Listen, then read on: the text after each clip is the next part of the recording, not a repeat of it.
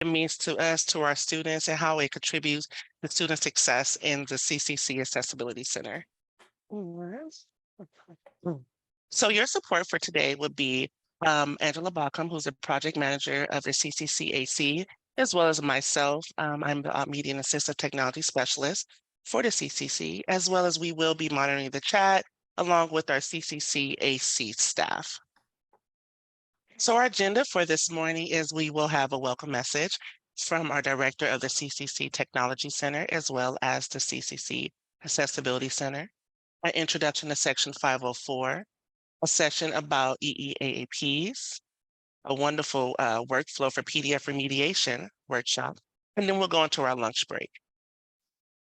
And then for our afternoon session, we will start at 1 o'clock with a reintroduction from the ATPC, going to Braille 101, a session about accessible math for students, and we will end our day with the power of screen readers.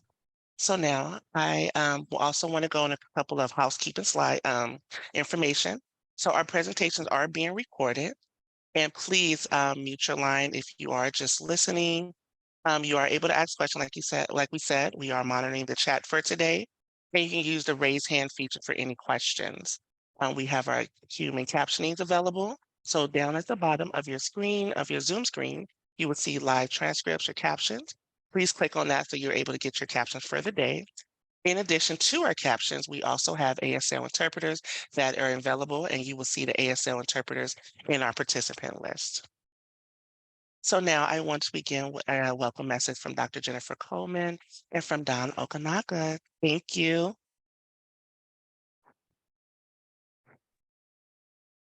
Good morning, everyone. Welcome. I am Jennifer Coleman, the Executive Director of the CCC Technology Center, and I am proud to welcome you here to our summer workshop.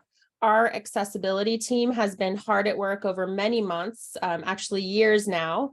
Dawn, our wonderful director, has been building the team and building the services that we are able to offer to all of you. And it's an exciting time for us, even though the reasons for our expansion are not always good news and good things, but what benefits can come from the work that we're doing are, I'm excited to watch and see where we go. We know that the community colleges, all of you need support. The Accessibility Center is working on our accessibility capability maturity model and rolling that out to the system in an environment where we will continue to hear stories about students that are not being served by institutions of higher education. And we are here to assist all of you in making headway towards better services and improved services and plans for the future around greater accessibility. And so I'm excited that all of you are here. I'm excited that just in the last year, we've welcomed a number of new team members to our Accessibility Center. And I'm excited that the Chancellor's Office has seen the value of this work and continues to fund it to be able to provide these services to all of our colleges. I am hopeful that we will be able to expand our services beyond what we have planned now. Dawn is conservative in her estimates to what we can do for the field, and I appreciate that.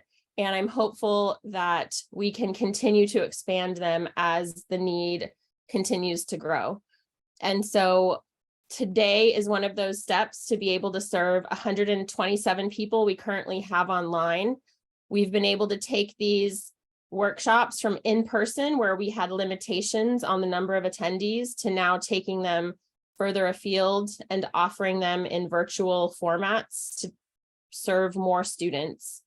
With that comes the opportunity to learn from the structure of these webinars and be able to share best practices in how to provide this type of service out into the field as well. We have 10 areas of our accessibility capability maturity model that the team is focused on. Today's sessions focus on different pieces of those 10 areas. When I've spoken with college leaders about the accessibility capability maturity model, the ACMM, they are mostly excited and very nervous about the amount of work that goes into expanding and moving in the direction of a more mature accessibility offering for their college. But most of all, they realize the criticality of the efforts that we're putting forward. And I was reminded in a personal interaction over the weekend of what it means to design for all. Universally serving means everyone can access our products and services and our courses and our campuses and all of those kinds of things. And as our team at the Accessibility Center has conversations with college staff, I see eyes opening and I see ears opening and I see awareness changing across all of our colleges, because people just don't realize what can be done universally that assists all students. And so moving towards the new chancellor's goals of access for all ages, various ages of students, dual enrollment, working towards building our enrollment across the system, I'm excited to make sure that our offerings are put out there with a view towards accessibility. Dawn and her team are now critical parts of the Tech Center team for our development efforts, as well as the work that's being done at the colleges. And so I welcome you today. I thank you for taking the time out of your day to spend with us. I know being on Zoom for most of an entire day is exhausting, but the value, I see the content for today, and I know that you will take things back to your colleges and be able to learn and grow out of today's workshop. And so I encourage you to reach out to our team with questions. They'll probably tell me not to say that later, but we are here to help. And the Accessibility Center has the full support of the Technology Center and multiple units of the Chancellor's Office behind it to support all of you at your colleges and your desire to support our students in their educational journeys and towards their educational goals. And so I welcome you here and thank you for attending.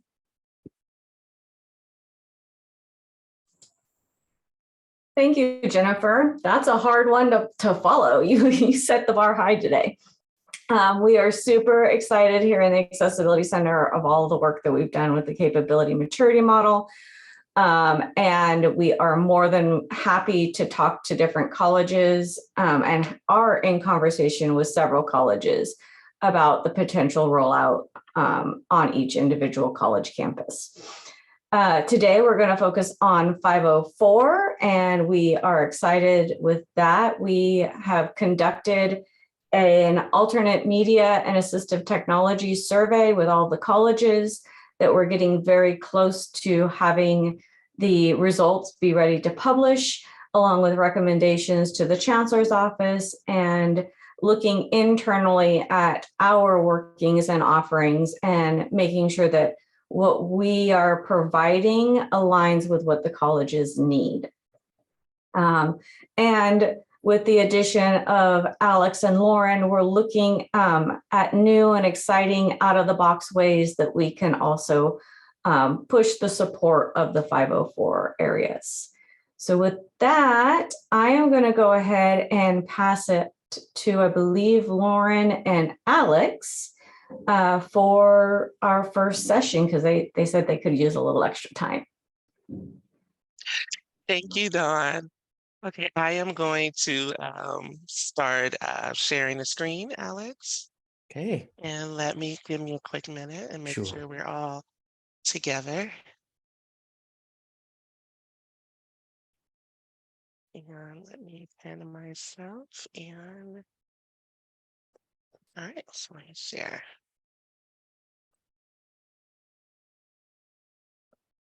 Okay, and everyone's able to see that. Yes. All right, Alex, you Thank you. are on. Thank you. Well, let me go ahead and reintroduce Lauren Miller, our assistive technology and alternate media specialist, and MC, and tech support and everything else for today. So thank you very much, Lauren. I am the Section 504 Program Manager here at the Accessibility Center. This is the first all-day workshop that Lauren and I have had the opportunity to collaborate on and put together for you. And at the end, we'll be distributing a survey, and we invite you to provide feedback and information that will help improve our what we'd offer moving forward. So we invite you to please be firm and but fair in your evaluation of today's workshop, and please take the time to do the survey. I think what you'll find with Lauren and my way of doing things is that we're extremely responsive.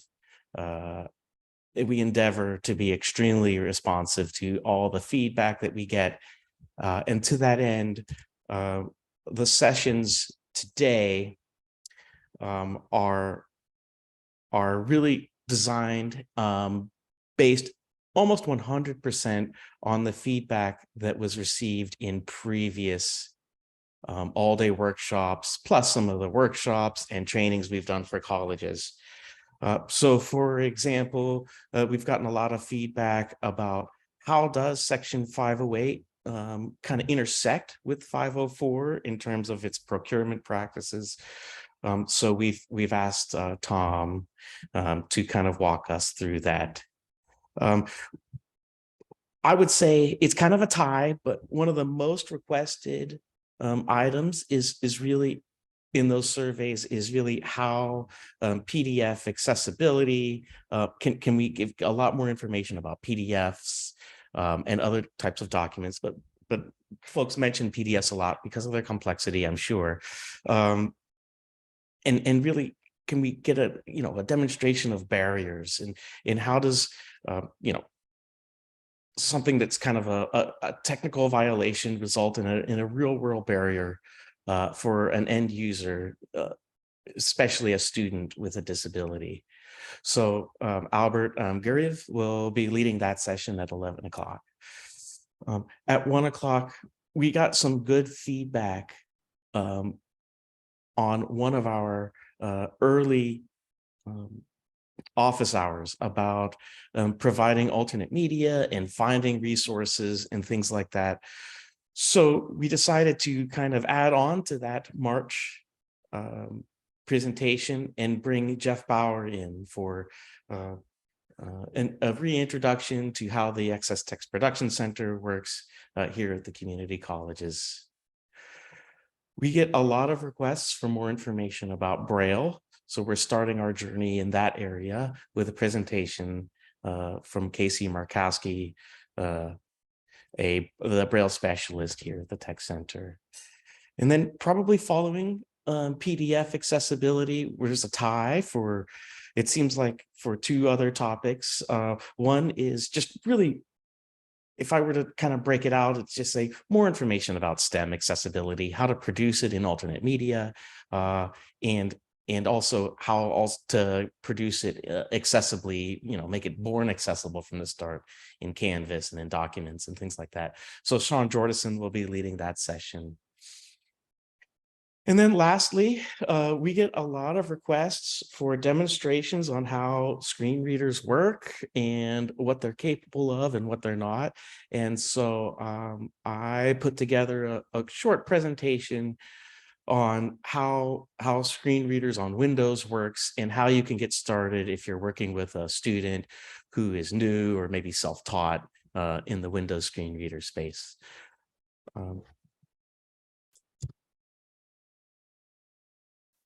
With that, I'm going to turn it over to Lauren to kind of walk us through a little bit of background information about Section 504. And really, this morning's session is to sort of frame what we talk about the rest of the day.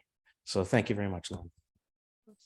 Thank you, Alex. So I just want to go over the technical definition of the law, Section 504, excuse me. So it says, no otherwise qualified person with a disability in the United States shall, solely by reason of disability, be denied the benefits of, be excluded from participating in, and be subjected to discrimination under any program or activity receiving federal financial assistance. And that is for us, the CCC community colleges, the Accessibility Center, any program, like I said, that is receiving the federal funds. We have to ensure that we are not discriminating against our students, our staff, our faculty, and that should just go anywhere. It should not even just be about if you're receiving federal financial assistance. It should just be across the board. As I always like to say, accessibility from the heart. It shouldn't always just be a checklist. We shouldn't always say, oh, well, we got this right. We're going to make sure we're not going to get an OCR complaint. It needs to be more than that. We need to make sure that we're putting our heart into ensuring that discrimination is not happening to, like I said, our students and ourselves. So I want to go into how we add accessibility in Section 504 into our student success. So as we said, today's theme is equity, access, and accommodations, a vision for student success, which also falls in line with the student success vision for the CCC Chancellor's Office. So, Section 504 is directly related to equity, access, and accommodations in education. And those are essential components of our vision. So how does Section 504 align with these principles? Well, Section 504 promotes equity in education. It promotes the discrimination against individuals with disabilities and ensures that our students have that equal opportunity to access and participate in the educational programs and activities. We require these schools and these and colleges to provide those reasonable accommodations or modifications, and it just helps to level that playing field for those students, and it creates a more equitable learning environment. And it just recognizes that students with disability may require some different supports to fully engage and succeed academically. When it comes to access, it guarantees that access for those students. It requires schools and colleges to remove those barriers and provide the necessary accommodations to ensure that students can fully participate in the educational experience. And this can include physical access to facilities, access to the educational materials and technology, and access to support services. So by ensuring this equal access, Section 504 enables students to fully engage in their educational goals, pursue their academic goals, and contribute to their fullest potential. And accommodations, as we said before, it mandates that your schools and colleges provide those reasonable, we always say reasonable accommodation. And as we know, accommodations are those adjustments and modifications that allow our students to, effectively access and participate in their educational activities. So those accommodations can include some changes to instructional materials, testing procedures, classroom arrangements, or any other aspects of the educational environment. But one thing I want to always say is that sometimes faculty and staff may think that students that are receiving these accommodations are getting an upper hand, and they're not. What they're getting is, again, things that they need to be on a level playing field for students that are neurotypical or without a disability. So we just want to make sure that our vision for student success is encompassing those principles of equity, access, and accommodations. And I think that you all also feel the same way because you are here today and you're here to learn more and add to your knowledge base, and you can take those back to your colleges and really ensure that our campuses are providing students with the best and equitable educational possible. So Alex, I am going to go over to your next slide and get started, and then let me know when you're ready for the video. Okay, as I mentioned above, Lauren and I are relatively new to the Accessibility Center.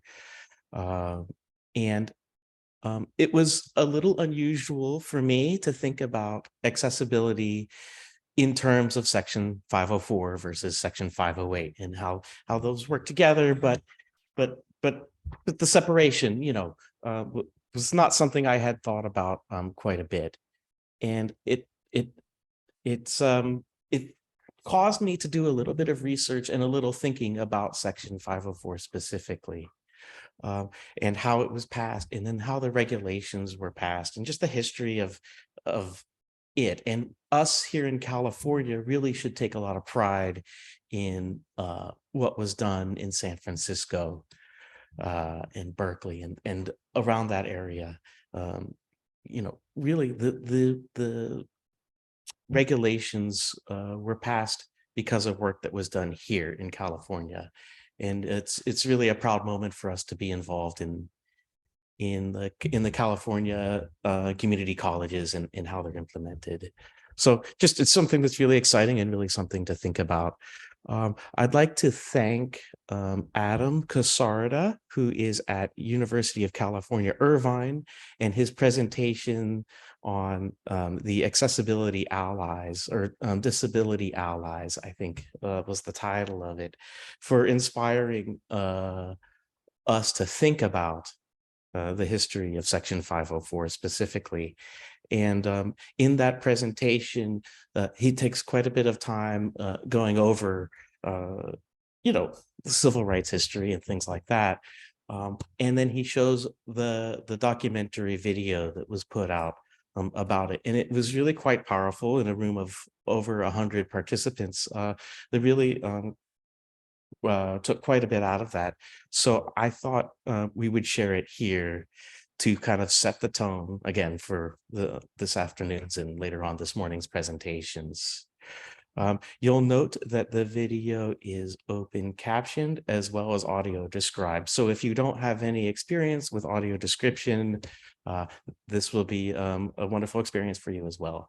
So thank you. And let's go ahead and take a look at the history of how the regulations of Section 504 were passed here in California.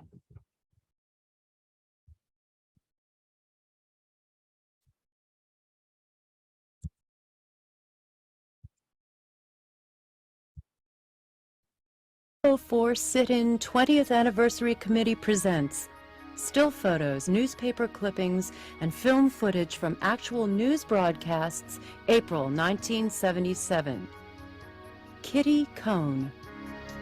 No otherwise qualified handicapped individual in the United States shall, solely on the basis of his handicap, be excluded from the participation in, be denied the benefits of, or be subjected to discrimination under any program or activity receiving federal financial assistance. Section 504 of the Rehabilitation Act of 1973. The power of 504. On April 5, 1977, people with disabilities across the nation demonstrated to demand that regulations implementing Section 504 of the Rehabilitation Act be signed into law. The demonstrations spontaneously erupted into sit-ins. In San Francisco, over 100 people made the federal building our home for 26 days. The demonstrations. The 504 rally logo. A profile of a wheelchair with a clenched fist inside the wheel. Disabled demonstrators in front of the San Francisco Old Federal Building. Some of the demonstrators occupied an area outside the office of HEW Secretary Joseph Califano. When Califano appeared, he praised their cause but said there were problems such as enforcement. However, he promised action. I will sign a set of 504 regulations by early May. An outdoor demonstration in San Francisco. People on stage in front of a crowd. One of them is signing to the group.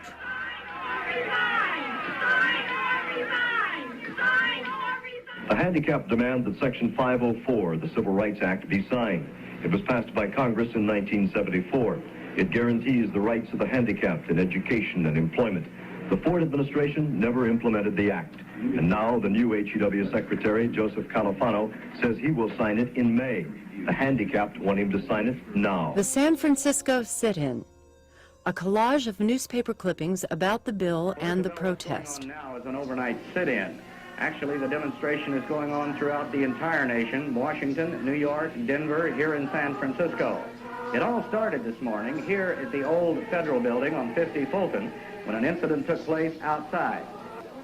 Immediately after that demonstration this morning, the handicapped started invading the building. It's the old Federal Building, which is now the HEW headquarters. They spent most of the day in the office of the regional director here. Disabled protesters move inside offices, clapping and chanting, holding up signs. Many are in wheelchairs or holding white canes. One woman is signing the protest chants. just gotten word too that these people are now locked into the building. At 6 o'clock, this building did close down. However, about a half hour ago, they came up with an agreement. None of these people are going to be arrested or moved out of this building. Some members of the HEW staff will be remaining here with them throughout the night. Those people who are here right now will be locked in. If they want to leave, it's all right, but they can't come back in. Food, we hear, is being brought over by Delancey Street. However, the Salvation Army has not been able to come up with blankets or cots, that sort of thing, so they are still frantically out looking for that. What about the restroom facilities and that sort of thing there? Are they equipped to handle that many handicapped people, and could they get that help? They absolutely are not equipped to handle them. This room because he needed to go to the restroom, and the group here said, no, we have had to learn all of our lives to control our bladders, and you must learn that lesson now too. There are approximately 75 or more who are taking part in this sit-in. This makes this the largest sit-in in the nation currently going on concerning the disabled and the handicapped. In Washington, there are about 40 people sitting in the outer office of the HEW Secretary, Joe Califano, and there are about 7 people in New York. 98 people stayed overnight in the offices used by Regional HEW Director Joe Maldonado. The 50 who remain at this hour say they have no intention of leaving. Judy Human. There are people that want to stay here until, and there is a significant number of those people. Quite frankly, I think it's going to be very difficult for them to put a lot of pressure on us. When we asked them questions yesterday about 504, and we said to them, have you ever read 504? Every one of the people that we had in that office said no. I mean, I think that they should thank us for being here and welcome the opportunity that finally they're going to get educated about the law that they're supposed to be enforcing. HEW reacts.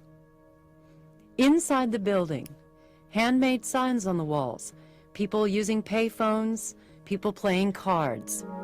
130 disabled and handicapped spent the second night of the sit-in in a string of offices on the 4th floor of the building. HEW officials are stiffening their easy attitude about the demonstrators. All outside phone lines, except one emergency line, have been cut off. Incoming calls, however, are still coming through. Food still is being delivered into the building, but demonstrators no longer can enter. If they leave the building, well, they just stay out. By now, this demonstration here in San Francisco is clearly symbolic. The group which left the Washington, D.C. offices of HEW yesterday afternoon were the only ones who really had direct access to Secretary Joseph Califano.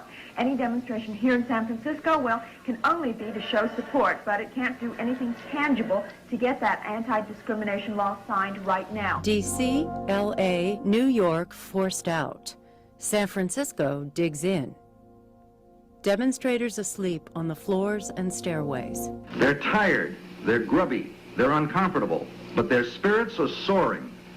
The sit-in at San Francisco's HEW headquarters now is in its 3rd day, and 125 disabled and handicapped are pledging they'll continue the sit-in through tomorrow night, if not longer. The squeeze is on, though. Hot water has been turned off on the 4th floor, where the Occupation Army of Cripples has taken over. The demonstration here is now on its 4th day. It is by far the largest and longest protest ever organized by disabled people in this area. But the problem on this, the 4th day, is still the same as it was on Tuesday, trying to get the attention of the Washington. Demonstrators march in front of the old Fed, holding up signs that read 504 now. Cece Weeks. One thing, it's the first really militant thing that disabled people have ever done. And we feel like we're building a real social movement. And we want people to listen to us. We have tried negotiations, they do not work. And at this point, we are non-negotiable. We want those regulations signed. Their cause is drawn in support of rank and file HEW workers, labor unions, church groups, farm workers, the Gray and Black Panthers, California legislators, and the governor. He might be the mayor of San Francisco, but it wasn't enough for George Moscone and other city officials on federal turf today. They came to the HEW offices to endorse and assist the handicapped. But the federal officials drew the line when it came to installing a device which converts a sink into a makeshift shower. And that's where the mayor and his delegation discovered the limits of their authority. George Moscone on the phone. Thank you for trying anyhow. All right, Jeff. The shower's on or off, Mayor? Huh? The shower's on or off? We can't give any permission for the showers. What was his reasoning? He's not running a hotel. A woman washes her hair in the sink. Oh, now that was so good.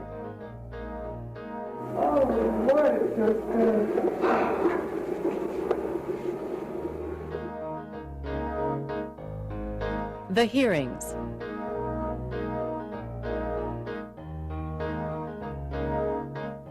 With one unified voice, the disabled of California said today, we have waited long enough. And with that, the rally outside the old federal building, which houses the HEW offices, reached a climax. The physical support was impressive and offered the mental and vocal backing that those inside really needed.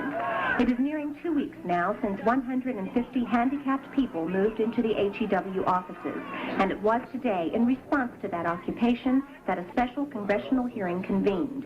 Handicapped protesters and reporters face Congressman Phil Burton and George Miller.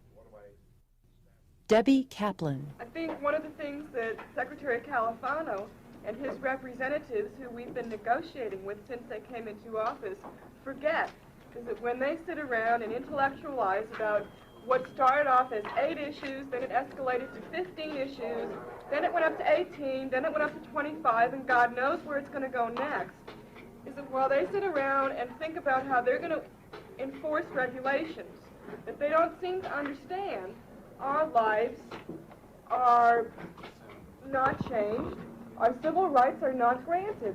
And I personally react to that. That's my civil rights they're messing around with. Ed Roberts. And I found, and millions of other people with disabilities are finding, that access, that my ability to move around, and that my ability to regain the pride in myself as a person with a disability is one of the most important things that's coming out of what's happening here today. And to see hundreds of people with disabilities rolling, signing, using canes, the more severely retarded people for the first time joining us in this incredible struggle, is one that leads me to believe that we're going to win this. We're down to the bottom line, down to the basic issue here.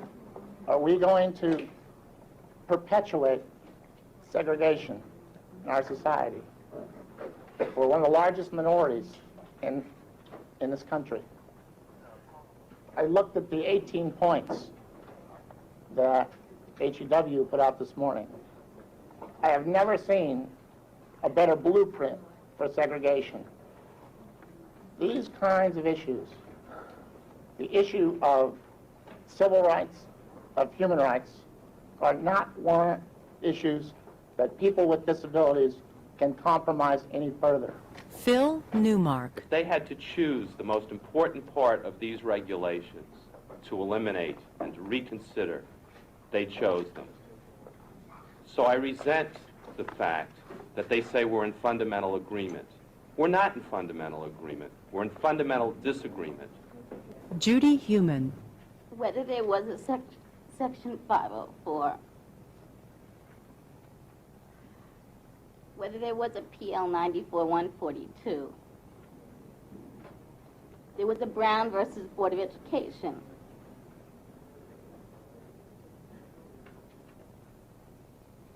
The harassment, the lack of equity that has been provided for disabled individuals, and that now is even being discussed by the administration, is so intolerable that I can't quite put it into words. I can tell you that every time you raise issues of separate but equal, the outrage of disabled individuals across this country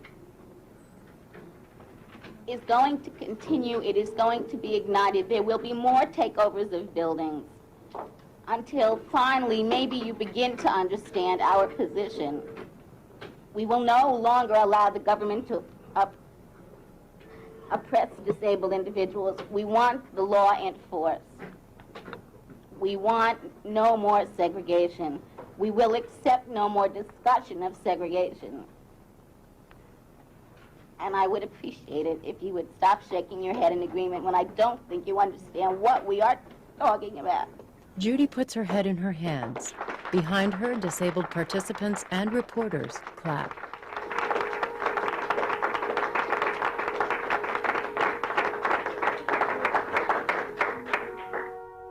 To Washington. Disabled representatives prepare to go to Washington, D.C. The group this afternoon put the final touches on their next plan of action. They're taking their protest to the source. 14 handicapped demonstrators and 8 attendants will fly tomorrow to Washington, where they hope to see President Carter himself, or at least tell HEW Secretary Joseph Califano themselves how they feel.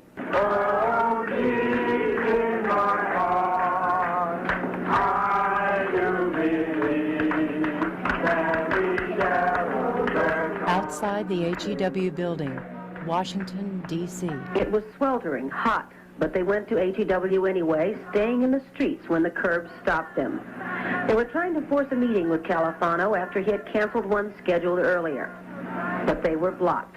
Judy Heumann. I felt like I was being excluded from a building that I pay taxes to keep open, and I am absolutely mortified that President Carter is allowing this to go on. His open-door policy certainly is not very open, and to have these big 6-foot, 7-foot cops standing there with people my size is the most ludicrous thing that I have ever been involved in. Back in Washington today, more than 100 people marched in front of the White House. The demonstrators would be content if Carter would only put pressure on the HEW director, Califano, to sign the Civil Rights Bill guaranteeing the rights of handicapped people, but it doesn't look as if Carter will even do that. It looks even less promising for Carter to see the demonstrators personally, even though they've traveled there from San Francisco for that very purpose. And in the meantime, the group of handicapped people are sticking to their guns here in San Francisco. Today starts the 3rd week of their sit-in at the old Federal Building. San Francisco's kind of a special and unique place. After all, it's the only place in the country where the blind and the deaf and the arthritic and the retarded and the para and the quadriplegic, those with cerebral palsy and muscular dystrophy, can get it together enough to journey 6,000 miles to fight for their civil rights. They came home tired tonight, but they're justifiably, I think, quite proud of their trip. Victory.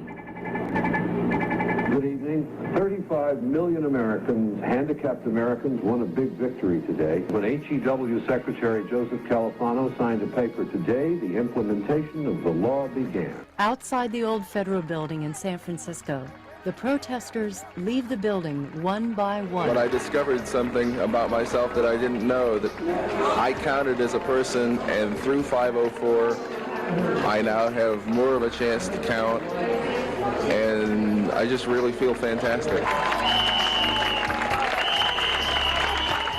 State Senator Milton Marks accompanies the demonstrators leaving the building. They're smiling, holding signs and waving. A woman in large sunglasses smiles into the camera. This is the beginning. It's a huge, tremendous beginning. It's really a leap forward for us. The protesters wheel out of the building. Some have plastic crates with belongings.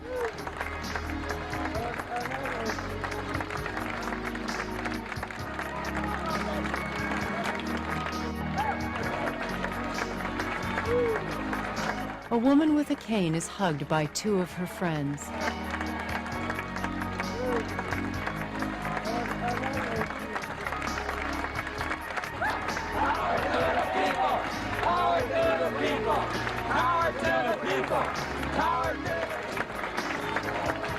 The mood is jubilant. Everyone is smiling and waving.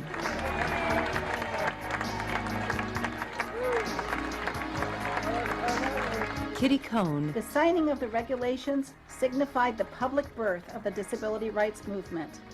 It ushered in an era of disability activism, empowerment, and legislative victories based on the legal concepts of non-discrimination and integration embodied in Section 504. To the heroes that were inside and outside the building. Produced by Dan Veltri, Treehouse Video, San Francisco. Written by Lynette Taylor and Jim Meek.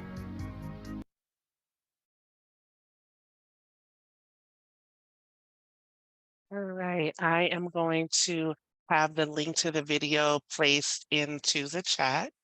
And then Alex, I will go on to the last slide of our presentation. Okay, so following on Tom's presentation, in the winter about procuring accessible information and communication technology. We're going to pick up the discussion where that procurement process sort of intersects with Section 504 in terms of equally effective alternate access and the procedures around that in procurement. And then where equally effective alternative access ends and the process of accommodations for students with disabilities begins. So we will be back at 10 o'clock with that presentation, and we look forward to it. Thank you.